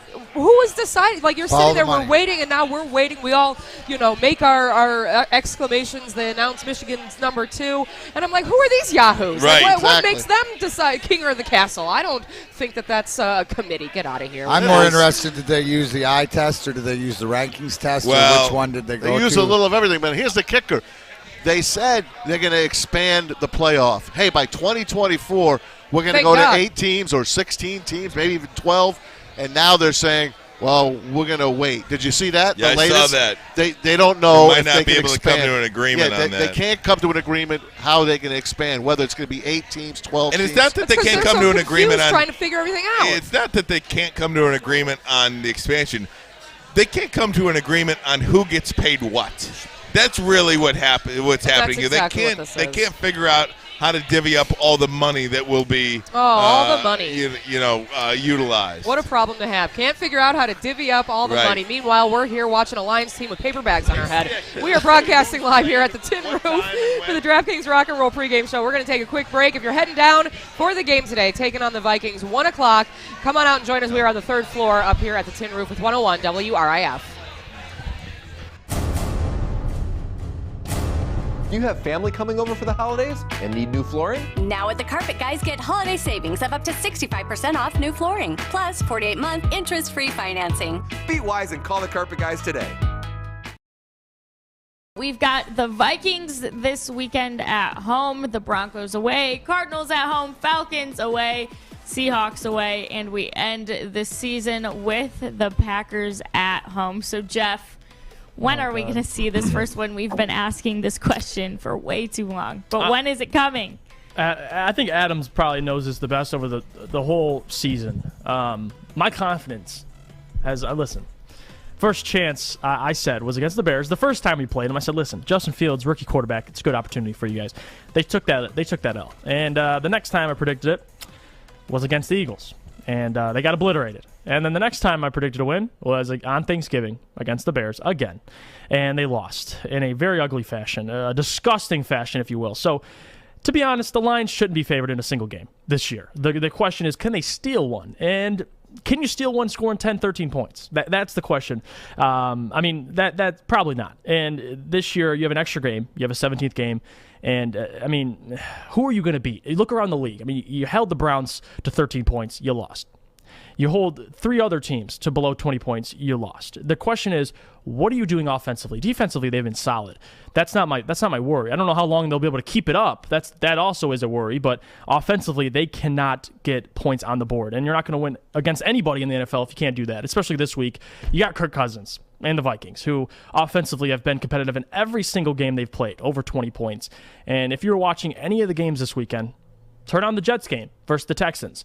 The Jets won 21-14. The Jets scored 21 points with a quarterback who was coming off of an injury, who still finds a way to throw interceptions, and they scored 21 points. So the Lions need to find a way to score more than their opponent. It's that simple. And maybe they will do that, maybe they won't. I don't think they will do that. It's hard for me to really say it. If I had to put my money where my mouth is and just say, where do I think they'll get a win? Maybe you can beat a banged-up Broncos team at home. Probably not. You have Atlanta Falcons in Atlanta. Probably won't win that game. Maybe if Matt Ryan throws interceptions all over the place, you might have a chance. Those are the only 2 games. That's it.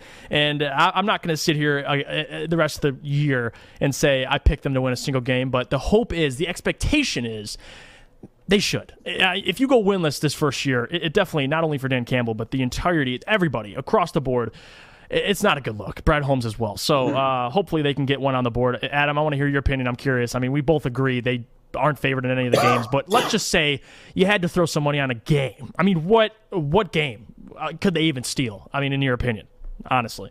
Jesus, at this point, I think your best shot is going to be this weekend, banged up, no Dalvin Cook, a banged up Minnesota team.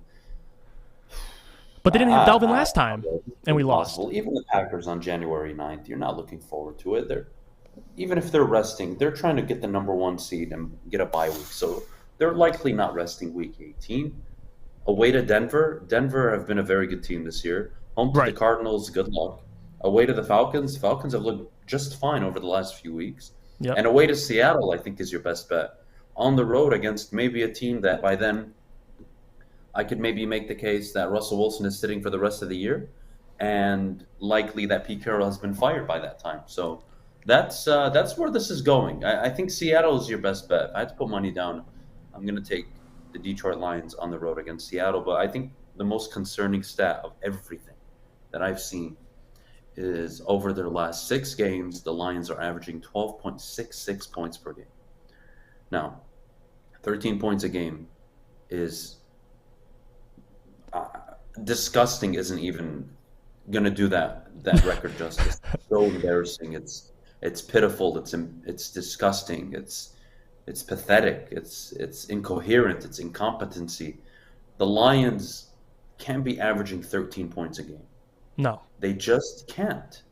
And when you average 13 points a game, you change play callers, and you become worse on offense, you just show me that you don't know what in the hell you're doing. And look. Right. When Dan Campbell got hired, I sat up there and I said, look, I don't agree with it, but I'm going to root for him. I truly am. I want him to work. I want the city to have a freaking winner in Detroit. I want the Lions to deliver something of meaning to this fan base that suffered for so long. Having said that, Jesus Christ, Dan Campbell, man, like, it's pathetic at this point. He's the play caller now. I'm not sure what the hell Anthony Lynn is doing. He's probably out of town at the end of the year. What does Dan Campbell offer this Detroit Lions team on offense that Lynn wasn't? If I recall, under Lynn, the Lions were a team that would move the ball downfield, but they would struggle in the red zone. And with Dan Campbell, it's 3rd and 8, we're running the ball. 3rd and 12, we're running the ball. 3rd and 21, we're running the ball. 4th and 1, we're running. We're going to throw the ball on 4th and 1. We're going to run it on long down situations, but on those short down situations, we're going to put the ball in Jared Goff's hands. It's mind-blowing to me, honestly. I am very frustrated for Detroit Lions fans. They can rip me all they want and tell me I don't like Dan Campbell, but the truth is I just don't believe in him. And I want him to be good, believe me. There's nothing better than the Detroit Lions being a good football team. I mean, it's some of the best memories of my life, and it's very few far in between that I've had memories of the Detroit Lions being good. But that's the point, is this city, when Hockey Town is going, when the Pistons are good, when the Wings, when the Tigers are good, when Michigan Wolverines are good, the Sparties are good. When all the teams are good, it just makes it so much better.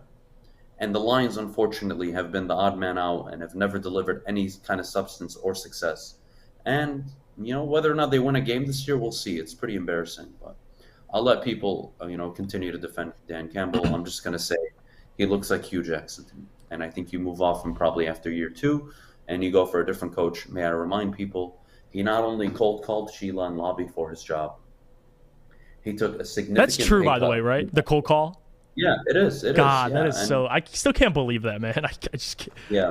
Oh God, Jesus. And Christ. there's that, and then there's what are you giving the football team that makes me confident in the future? And look, you guys can rip Matt Rule all you want.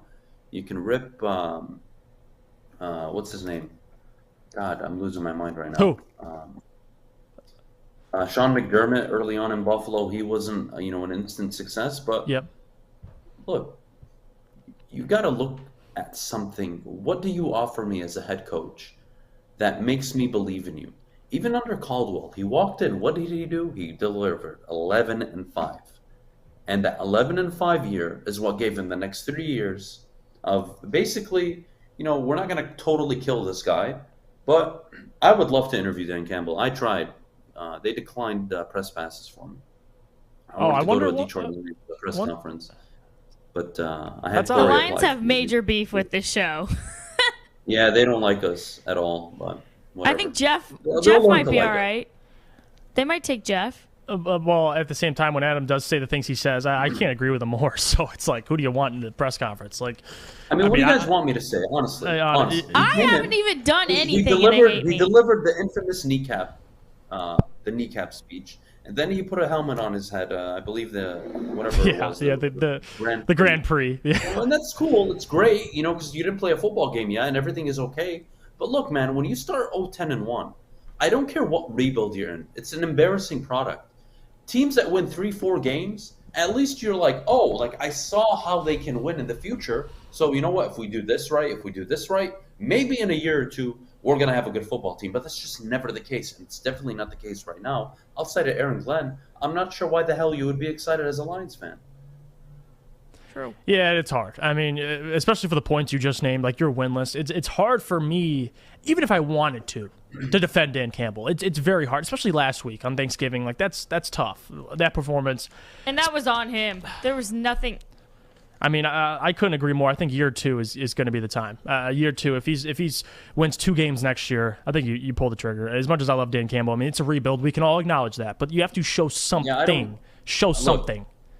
I know I come across as extremely mean and arrogant, and I don't want to call for somebody's job. First-time head coach, probably never get a job after this, but look, let's just see what happens over the next 18 months. And if it's a continued product that you don't see the light at the end of the tunnel, well, then you got to move on. It's really that simple. So I'll leave it at that, Kennedy.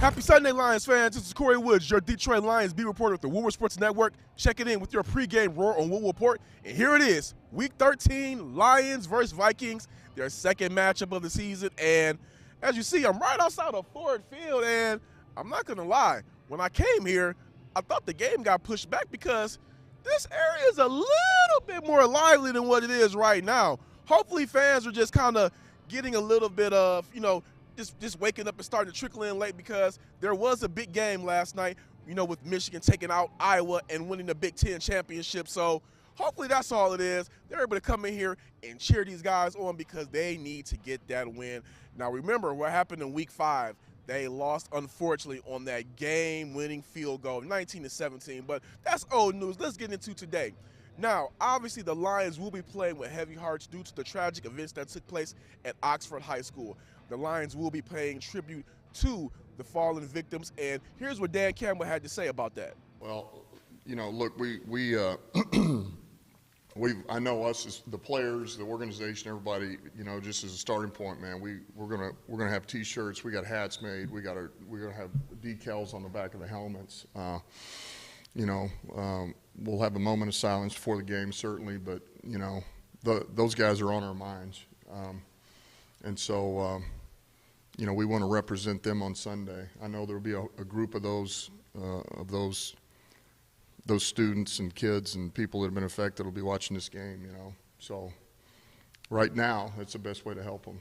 They heard from Dan Campbell. Now, when I was coming in, there was something on Twitter that the Lions posted. Lions safety Jade Elliott was rocking a custom Detroit Lions number 42 Tate Myre jersey, who was a hero in that whole event that took place at Oxford High School. And it's just really unfortunate to talk about, but hopefully, as last night when we all saw Michigan honor the victims, hopefully the Lions are going to be able to do something like that today in addition to what they already planned. And what I mean by that is get the win. Hopefully they're able to go ahead and get the win and just end that winless streak and honor those victims. But you know what? Let's get into what the Lions got to do to win this game. And to win this game, I talked about this guy earlier this week, and it was delightful to hear Dan Campbell talk about him. They got to stop Alexander Madison. Dalvin Cook hasn't played the last 2 times against the Lions. It's with Alexander Madison giving them problems, and here's what Dan Campbell had to say about that. They've been running that scheme for a while. He understands that he's a good back in that system, and as he proved game 1, it only takes one to kick out of there and change a game, and he's got that ability. And look, we can't sleep on 26 either now, because I know they're going to sprinkle him in and play him, and he's got the speed to. He breaks it on the perimeter, and we look out because he can take it to the house just like he's done on punt return. But 25, I think he's a good back. he's a workhorse. They heard it from Dan Campbell. Well, it's time to go in here and see what happens. This is Corey Woods, your Detroit Lions beat reporter at the Woodward Sports Network, checking in with your pregame Roar on Woodward report. Go Lions. Make sure you download the Woodward Sports app in the App Store and the Google Play Store today. Take Woodward Sports with you wherever you go and listen live on your phone or mobile device.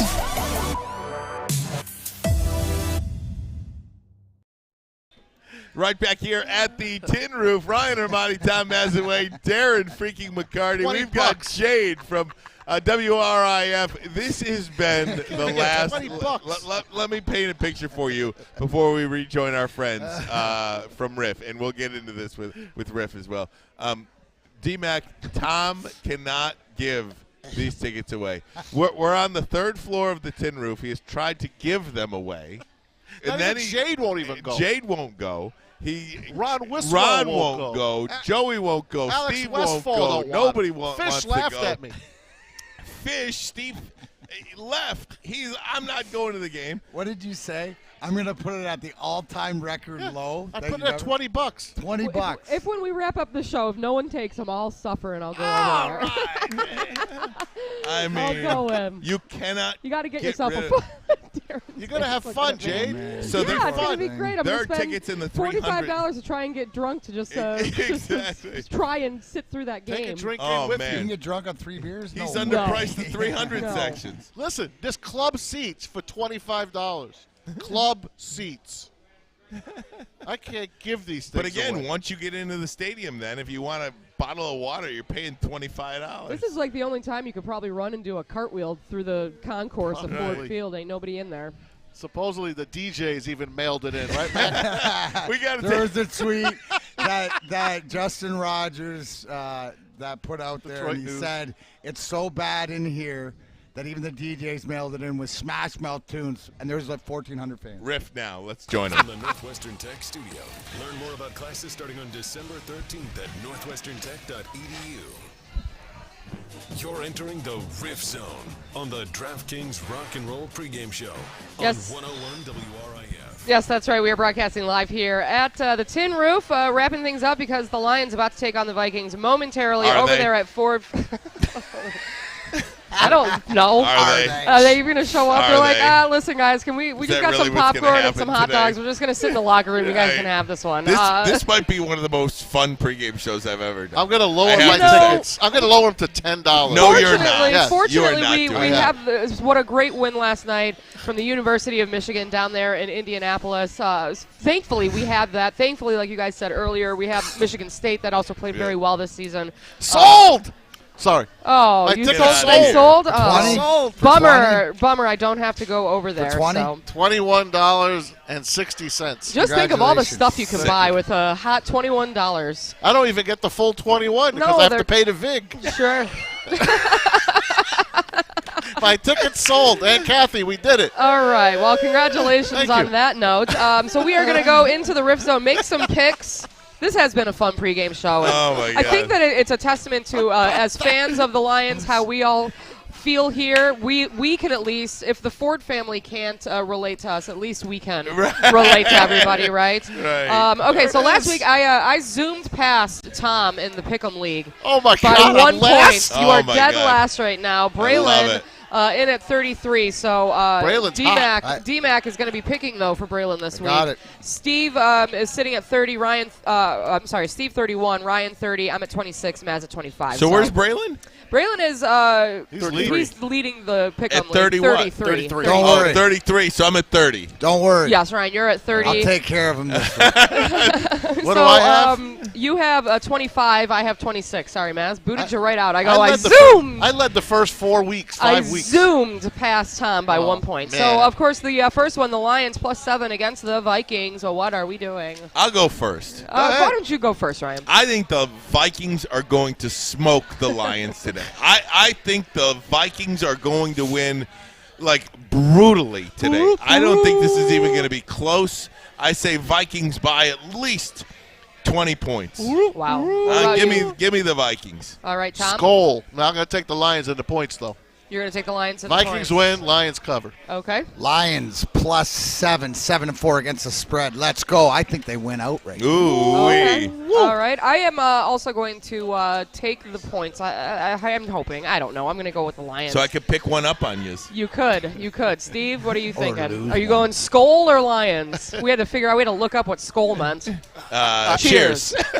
I did not, because I've been to Norway, so I knew what Skol meant. I just think it's been such an incredibly deep emotional week for the state of Michigan. I think the Lions, like the rest of us who are watching the news, I think they're going to play harder than they've ever played before, and this will be their first and maybe only victory of the season. So my Lone Ranger on the Vikings. You Yeah. are. All right, good. Skol, brother. There we go. Over under total points for the game, the Lions versus the Vikings, 45.5. Over under, Ryan. I'm going to go over because I think Minnesota scores in the 30s today. Okay, Tom. First game was 19-17, so that puts it under 40. And what's the number? 45.5. I'll take the over this time. All right, Mr. G-Mac. I got a 2017 Lions. I'm going under. Ooh. All right. I am also going to go under. I think that the Lions are incapable of putting up. You're right. And I don't think the Vikings. They're need to very play. Iowa-esque Yes. offensively. So of course we did get the set for the college football playoffs. So we're going to do that. So it's U of M versus Georgia. That is the Orange Bowl, correct? Mm-hmm. Happening on New Year's Eve. I believe that's the late game. We're just going to do it straight up because obviously we don't have the spread or anything on that. Bet you the So spread's Let's see if we 3. can get one. Bet you the spread's 3. You think so? I bet you Georgia's a 3-point Don't have favorite. one yet. I don't have one It's yet. a playoff game. Just go head-to-head. Yeah, head-to-head. So Winner what are we wins. taking? U of M versus Georgia. I'm going Michigan. Yeah. I'm going Michigan. I don't know, but look, I don't think there's a team in the country playing better football right now than Michigan. They put up 42 against Ohio State. They put up 42 against Iowa. I think this team is rolling, and I don't like Georgia. I never liked Georgia's offense. I don't like them. I don't think they can score with Michigan, and I don't think that if you saw what they did to Alabama did defensively yesterday, those guys got tired yesterday on that defensive front.